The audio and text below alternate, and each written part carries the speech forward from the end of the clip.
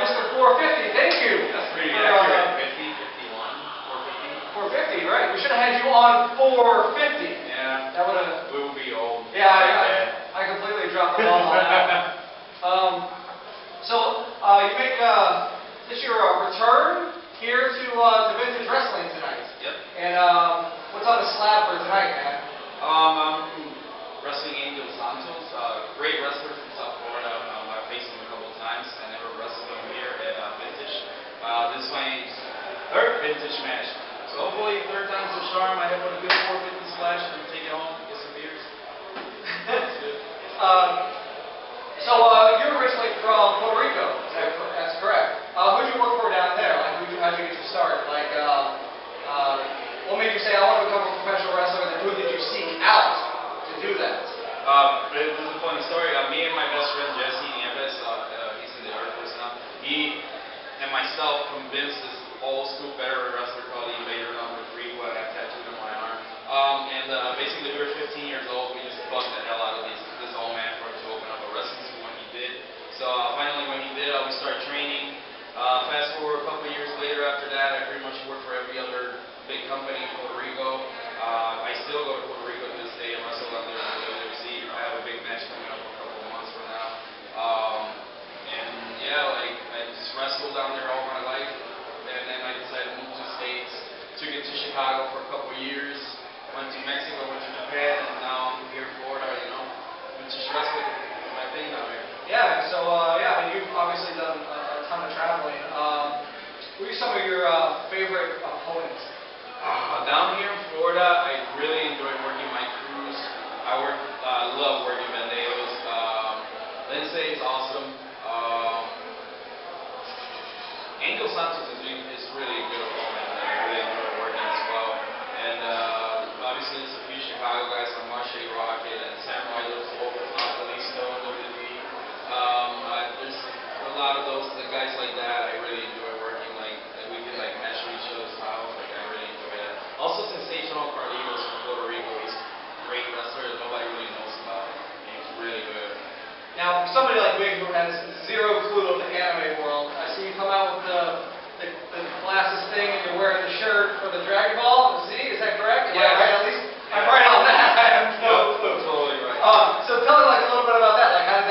How did you really start putting that into your character where people, because I've seen people wear shirts or whatever, and then if I'm with somebody, they'll be like, oh, that's Mr. 450. So when did you start really wearing that or making that part of who you are, your persona?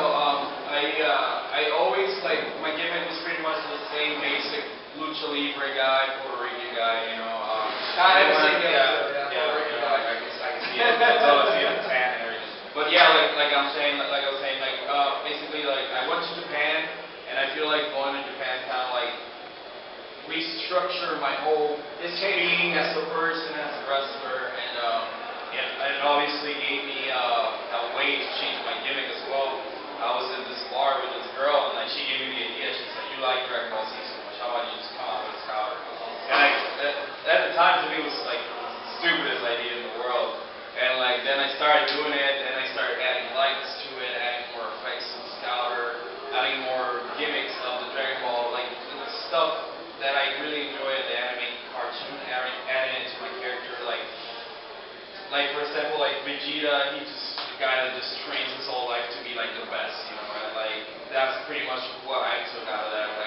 This guy wants to be the best, so he trains hard every day, every single night. All he does is train, all he does is work out, because he wants to be the top guy, the strongest guy in the universe.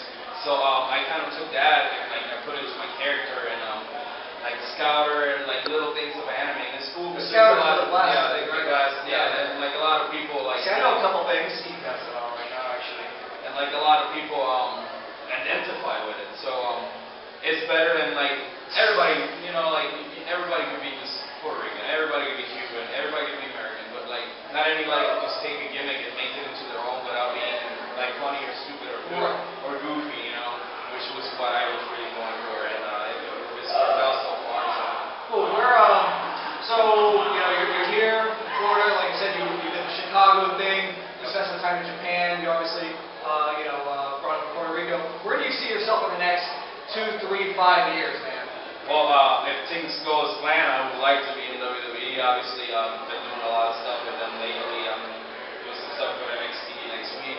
So, you know, that's obviously the ultimate goal. You know, like for everybody, I think that that's going to be in this business. That should be their ultimate goal, regardless of what anybody thinks. That's just my personal opinion. But yeah, I think that's the main goal. Like that's where I want to be at, and that's what I'm working towards too. So. Right. I mean, you don't want to be Milo Beasley weekend warrior. You know. Like I mean, it's cool, you know, but like I mean, you get to that point in your life where like, you either like can do this the rest of your life, or like you can do this at a higher level and actually make good money that you can just chill at home after you retire. Right. And be happy. I mean, that's the goal, right? The goal is, you know, it's not necessarily like there's a lot of people say, you know, the goal is to be WWE champion or you know champion. Exactly. The goal is, I think, my goal always was, I don't know about yours, but I think that the general goal is to make a career out of this, right? Like to be able to travel the world, for somebody to pay you to travel the world, for you to make your career in that ring. I think that's, you know, that's great. I think that's what everyone should have their goal for, not to go out and do this on the weekends. This is my hobby. If it's your hobby, get out. Yeah. Because, you know, you're gonna ruin good things for guys like 450. Real quick, let's get back on the lighter note. We're gonna do Milo Beasley Show top 5. Since I know nothing about Dragon Ball Z, I want you to educate me. Top 5 Dragon Ball Z characters. Go. Goku, Gohan, Piccolo, Vegeta, and Shenron the Dragon, of course. Yeah, Dragon? Of course, yeah. I guess it's called Dragon Ball Z. Yeah. Shenron. Very cool. It's actually on my chest. Holy crap, you got a lot of tattoos. Yeah, I got some. Oh, yeah, I got a lot. Yeah, I have this thing. I'm scared. I'm scared of the needle, man. How many tattoos do you actually have?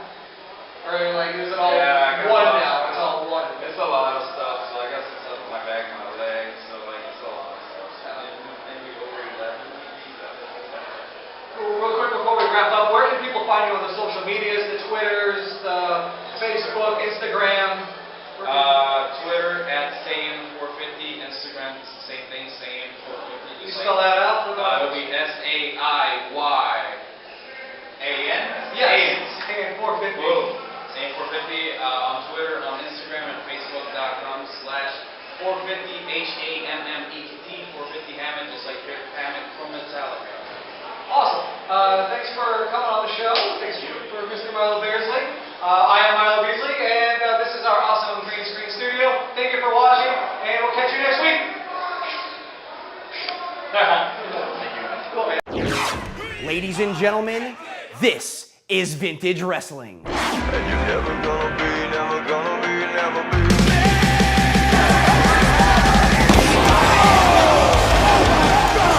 Right on the ring apron, Sebastian Cruz is broken in half. Wait a second, Super Brother, and he goes through the table.